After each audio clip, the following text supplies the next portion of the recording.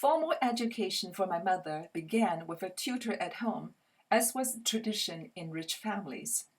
Then her mother and father decided to send her to boarding school for teacher training. With her half-bound feet, she excitedly walked into her school. She was a new generation, one of the first generations of females in China to attend boarding school. She told me how excited she was when she marched around in her Girl Scout uniform.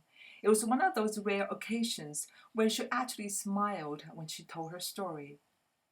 The only other time I spied a smile across her face, as she recounted her past, was when she mentioned the notes a boy would pass to her in class.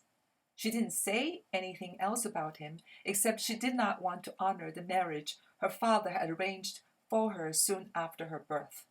She wanted to live the ideas she was learning and exposed to in boarding school. She wanted to really be the new generation. A letter came. Her mother was terribly ill and she was to go home immediately. There was an unusual interlong almond-shaped scar on my mother's left arm. I asked how she got that scar. She told me that she had heard that a child's flesh could cure the disease of the parent.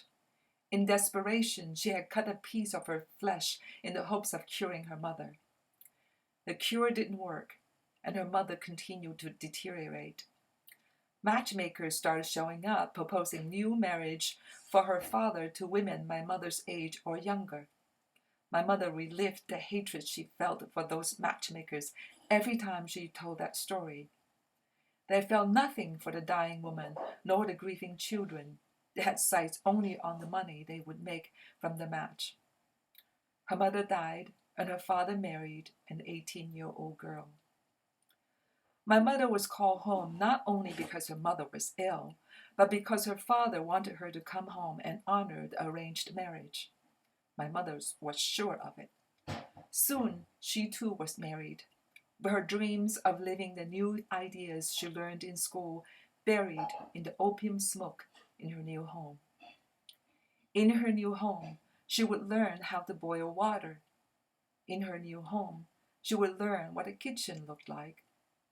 She would know what decay looked like when the whole family lived off the past and spent their days in the etheric dream world of Opium High.